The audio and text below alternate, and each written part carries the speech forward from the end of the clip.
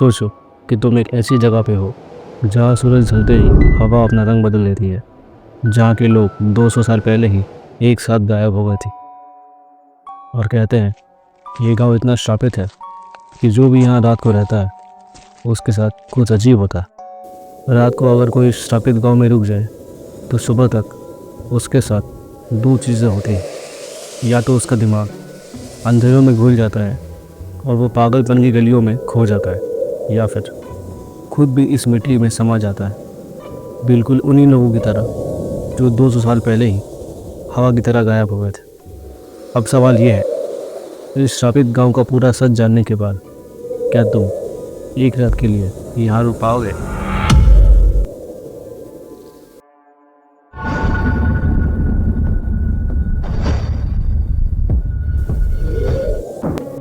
जैसलमेर से 17 किलोमीटर दूर एक ऐसा गांव बसा था जिसका नाम था कुलधरा।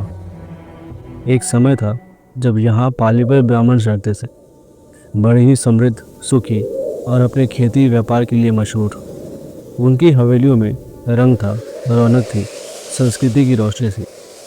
तो रात को जब दिए जलते थे तो पूरा गांव एक शहर की तरह चमकता था। लेकिन आज सिर्फ टूटी दीवारें, वीरान गलियाँ और एक ऐसा सन्नाटा जो आपके कान फाड़ देगा, जैसे कोई पुराने दीवार से उंगलियों के नाखून घसीट रहा हो। और सबसे बड़ी बात, ये वीरान गलियाँ आज भी सिर्फ एक ही सवाल पूछती है, एक गांव एक ही रात में गायब कैसे हो गया? लोग कहानियाँ कहती हैं जैसलमेर का एक वजीर था जिसका नाम था सलीम सिंह। शक्ति और लालच में डूबा हुआ एक इंसान जिसकी आंखों में सिर्फ भूख थी। और उसकी नज़र पड़ी एक 14 साल की लड़की पर जो उससे उम्र में 4 गुना छोटी थी। वो चाहता था कि लड़की के परिवार वाले सलीम की शादी उस लड़की से करवा दें, लेकिन जब परिवार वालों ने मना किया तो सलीम सिंह का जुनून और भी खतरनाक हो गया। उसने कुलधरा के ऊपर जुल्म और बढ़ा दी, भारी टैक्स लगाया गया और धमकी दी कि अगर मुझे लड़की ना मिली तो मैं कुलधरा को बर्बाद कर दूंगा। और फिर एक रात पूरा कुलधरा हवा की तरह गायब हो गया। न लाश मिली, न कदमों के निशान, सिर्फ खाली हवेलियाँ और एक रेत की चीख। और जाते जाते वहाँ के लोगों ने एक श्राप दिया, यहाँ दोबारा कोई बस नहीं सकेगा और जो भी यहाँ बचने की कोशिश करेगा उसके साथ वही होगा जो हमारे साथ हुआ था। और कहते हैं आज भी उस ज़मीन में वो श्राप जिंदा है और दीवार के कोने से कभी कभी एक ठंडी उंगली आगे बढ़कर किसी अजनबी की गर्दन को छू जाती है। लेकिन दोस्तों, ये सिर्फ एक लोक कहानी है, हकीकत कुछ और कहती है। हिस्टोरियंस का मानना है 1900 सेंचुरी तक कुलधरा के कुएं सूखने लगे थे, पानी ख़त्म हो रहा था, खेती मुश्किल हो गई थी और धीरे धीरे लोग ये जगह छोड़कर जाने लगे। गांव वीरान होते गए, हवेलियाँ टूटी, दीवारें गिरती रहीं और सिर्फ एक सन्नाटा बचा। पर दोस्तों, ये सन्नाटा सिर्फ खाली नहीं था। रात को कुछ लोगों ने ये सुना, सूखे कुएं से आवाज़ आती थी जैसे कोई अंदर से चिल्ला रहा हो। और जो लोग वहाँ झांकने गए उन्होंने देखा बस एक अंधेरा। तो क्या कुलधरा सिर्फ अपने पानी और अनाज की कमी की वजह से खाली हुआ था, या फिर जो कहानी हम सुनते आए हैं उसके पीछे एक ऐसा राज छुपा है जो इंसान समझ नहीं पाया? आज का कुलधरा सिर्फ एक टूरिस्ट स्पॉट नहीं, एक जिंदा कब्र है। गवर्नमेंट ने कुछ हवेलियाँ रीस्टोर कर दी है, पर असली कुलधरा अब भी अपने श्राप के नीचे दबा हुआ है। रात के बाद यहाँ आना मना है और जो इस नियम को तोड़ता है उसकी कहानी कभी सुबह तक नहीं पहुँचती। लोकल लोग कहते हैं यहाँ अब भी उन लोगों की आत्माएं भटकती हैं जो 200 साल पहले गायब हो गए थे। और कुछ टूरिस्ट ने रात को महसूस किया कदमों की आहट जो बिल्कुल उनके पीछे तक आ गई थी। लेकिन जब पलट कर देखा, सिर्फ हवा थी और कुछ नहीं। एक कपल ने यहाँ तस्वीर खींची पर फोटो डेवलप होने के बाद उनके बीच में एक तीसरा चेहरा था, सूखा हुआ, जली हुई आंखों वाला, और उसका मुंह ऐसे खुला हुआ था जैसे चीखने की कोशिश कर रहा हो।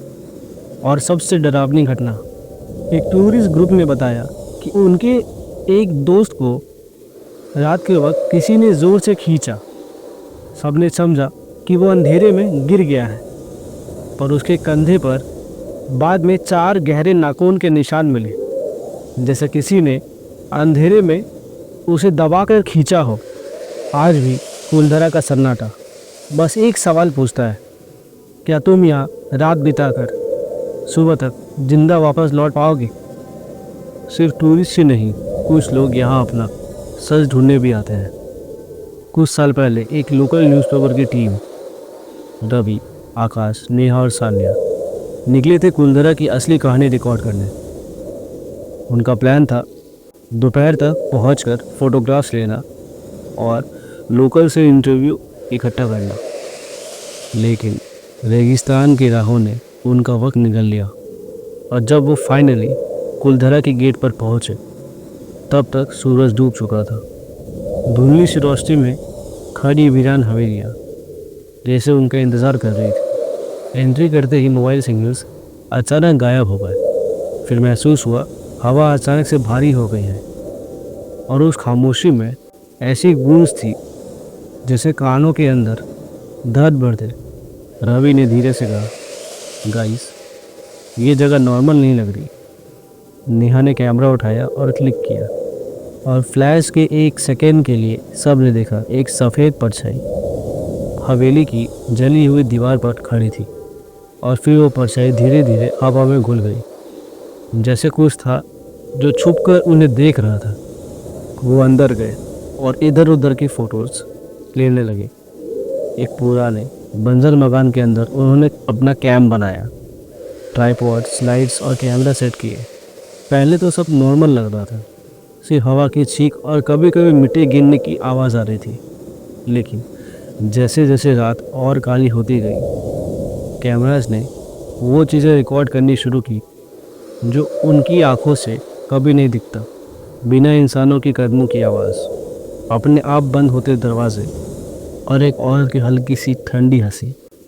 नेहा ने अपनी डायरी में लिखा था, शायद ये मेरा वहम है, पर मुझे लगता है कोई हमें देख रहा है। उसी वक्त आकाश का कैमरा फ्लैश हुआ, और 1 सेकंड के लिए लेंस ने पकड़ा एक जली हुई औरत का चेहरा जो बिल्कुल उनके पीछे खड़ी थी। और जब सब ने पीछे पलट कर देखा, वहाँ कुछ भी नहीं था, बस हवा थी और एक अजीब सी खामोशी। सबसे पहले रवि ने देखा एक परछाई जो दीवार के ऊपर चल रही थी, लेकिन सामने कोई नहीं था। वो आंखें फाड़ कर देख रहा था, जैसे परछाई जमीन के बजाय छत पर चल रही हो। सानिया का कैमरा रिकॉर्ड कर रहा था, और उसके लेंस में एक औरत की परछाई दिखाई देती है। सफ़ेद झाग जैसा दुपट्टा, बाल काले और लंबे, लेकिन आंखों से देखो तो कुछ भी नहीं। और फिर हुआ पहला हमला। आकाश ट्राइपॉड सेट कर रहा था, तभी उसने महसूस किया एक बर्फ़ जैसी ठंडी उंगली उसके कंधे को छू रही है। वो पलट कर चेक करता है, लेकिन पीछे कोई नहीं था। और फिर उसके कंधे पर एक लाल जला हुआ निशान बन गया था, जैसे किसी ने उसे अंदर से जलाया हो। नेहा की चीख फट गई।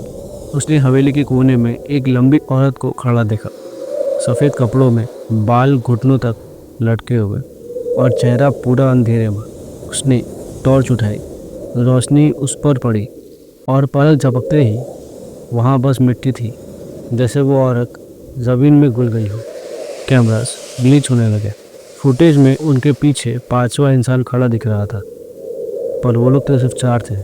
रात के 3 बजे के आसपास दरवाजे अपने आप बंद हो गए। उन्होंने भागने की कोशिश की, पर हवा ऐसी थी जैसे कोई उन्हें खींच रहा हो। एक एक करके उनके चिल्लाने की आवाज़ रिकॉर्ड हुई, और फिर सब शांत हो गया। सुबह तक कोई भी वापस नहीं आया। गाड़ी वहीं खड़ी मिली, कैमरा, ट्राइपॉड, सारा इक्विपमेंट भी वहीं था, पर टेप्स वो या तो पूरी तरह ब्लैंक थी या फिर स्टैटिक से भरी हुई थी। सिर्फ एक चीज़ बची थी, नेहा की डायरी, और उसकी आखिरी लाइन जैसे खुद हवा में गूंज रही हो, हम 4 नहीं, अब यहाँ 5।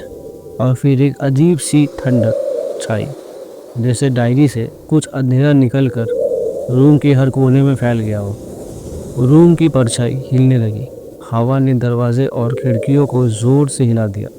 एक हल्की सी हंसी जो न इंसान की थी न ही नेचर की, उनके कान के पास से गुजरी, और फिर सब कुछ एकदम शांत हो गया। आज तक उन 4 पत्रकारों का कोई पता नहीं चला, और उनकी कहानी वहीं कुलधरा के सन्नाटे में अंधेरे के साथ दफन हो गई।